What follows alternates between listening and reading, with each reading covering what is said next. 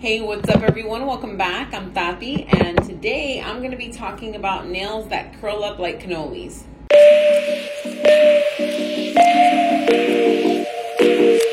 So some of you out there might be dealing with this issue on some, many, or most of your nails.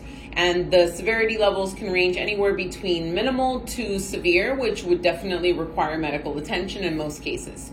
Luckily, most of you out there are really on the minimal side of this, and it's more of a pain in the ass than anything else. And that's what I'm going to be going over today. I'll be focusing on why it happens, how it affects our manicures, and showing you how to work with it and also how to minimize the issue so that way your manicures aren't affected. So curled nails or increased curvature nails, also called pincer nails, why do they happen? It really has a lot to do with your nail plate. They aren't necessarily flat, and those that have a deep curve on their nail plate are more prone to this issue.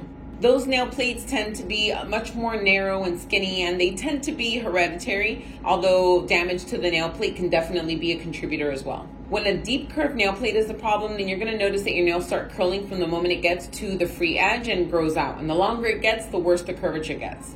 Now, it's possible to have the issue when you have long nails, even if you don't necessarily have a deep curved nail plate. And that's really just because your nail is getting really long and it's losing its support, so it'll start curling in. And you'll notice the length is pretty much when your nail starts getting longer than the actual length of your nail bed. I've also noticed that thinner nail plates are more prone to the issue as well because, we have a thinner nail also doesn't help with the support. So how can this affect your manicure? As the nail starts curling in on itself, it can separate from the product around those edges, which will cause lifting, and we already know that's going to lead to picking and peeling of the gel product. And sometimes you'll get really gloppy, gunky edges around those edges of the nails because when you're putting on the product, if it's not applied thin enough, it'll collect at the bottom and it'll just kind of accumulate right at those edges. So it'll just look a little gloppy, which can definitely cause peeling if it's not cured properly, and also it just doesn't look really cute. So how is it that we can work with this issue if your nails are curling in? Your mani can definitely still be perfect. I have a couple of clients that have the curling and the curvature that causes their nails to curl in a little bit more, but all of them are able to wear their manicures for weeks at a time. They never have any issue or concern with that product lifting or bubbling and, clunkiness happening. You want to make sure that you're cleaning the nail bed really good, and the big key is when it comes to the buffing. If you're just kind of going really fast, buffing the sides of the nail, not paying attention, then your buffer is not going to touch that part of the nail that's really curled in. So you want to make sure that you're turning the nail, that you're really buffing inside those edges, and that you're inspecting it before you move on to the next step. You can definitely see where you've buffed the nail and where it's been missed a little bit. So paying close attention to that is really, really important. And also the same goes when you're polishing. You want to make sure that with the foundation, it's really what's going to help your gel stick to the nail. That foundation needs to go clear around all the edges, including the tips of those edges. So make sure, just like with buffing, that you're turning the nail, that you're really looking at it and you're digging that brush in there, because if you're just passing it over a couple times, it's possible that it curves in so much it totally misses the nail when the polish brush is going down. And carefully polishing applies to applying the color coats and also applying the top coat. Like we've talked about in our polishing to perfection video, it's really important that the polish is going around to all the edges and that your top coat is sealing all of that in so it's not exposed to debris and water.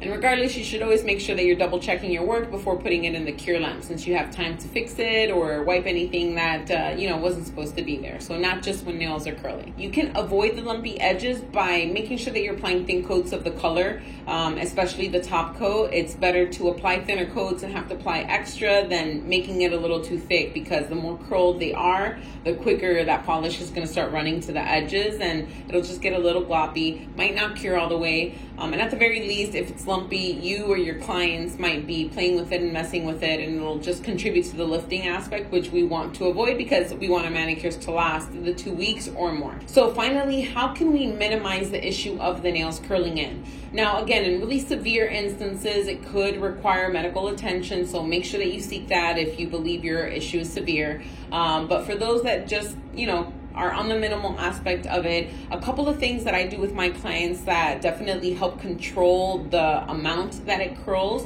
or in many cases even eliminating the nail curling completely, really comes down to shaping. The rounder the edges are, the more oval they are, the less likely they are to curl in. The more square they are, the more that curl is going to happen, and it's also going to just be more noticeable. So you want to always make sure, if you do want square nails, that you're rounding out the edges as much as possible. And as we've talked about in my shaping video, having really square nails aren't the healthiest either way. They get in the way a lot, and you're more likely to chip and break nails having really square edges. So make sure that you're rounding them out. But I've definitely noticed that with clients that have this issue, having a more oval almond shape almost completely eliminates the curling, even with length on the nails. And that's another thing that you could do as well. If they start curling only at a certain length, then keep them trimmed below that point, so that way you don't have to worry about it. If you're polishing right and you're making sure that you're taking care to pay attention to those curled in edges, your manicure is going to look cute no matter what, but some clients just don't like the effect that it gives their nail if the edges are curling in too much. So that's just a couple of things that I do for my clients to work with the issue and minimize it even happening. Shaping makes such a big role. Actually, here you can see a picture. One of my clients, she just naturally has a very deep curved nail plate, some more than others. We've always worked with it. It's definitely nothing that's ever presented an issue.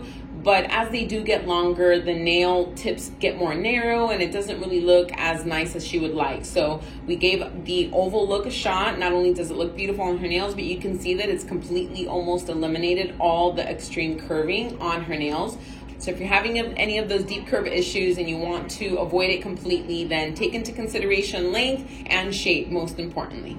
All right, everyone. So today it was all about curled nails. We talked why it happened, how it can affect your manicure, what we can do to make sure it doesn't affect your manicure, and a couple of tips on how to minimize the issue. If not totally, then at least a little bit. I promise you're going to have some results. So make sure that if you're struggling with curled up nails, that you take these tips into consideration, try them out. I'd love to hear how it worked for you. And if you have any questions that I didn't touch up on, or any questions on something I did touch on, make sure that you're asking down below so I can reach out. And if you find these videos informative, if you're liking the education that you're getting from me and want to see more, please make sure to hit that like button. And while you're at it, you might as well subscribe, because I'm going to be bringing more and you don't want to miss it. But thank you so much. Make sure to like. Let's get it out there. Let's get everyone out there watching and finding there's a solution for everything when it comes to nails. And I definitely want to bring that to you. So like, subscribe, share, hit that notification icon so you're not missing any of the videos coming up. I thank you so much for your time, and I look forward to the next video that's going to be coming out, so don't miss it. So enjoy the rest of your week, and I'll see you guys later. Bye.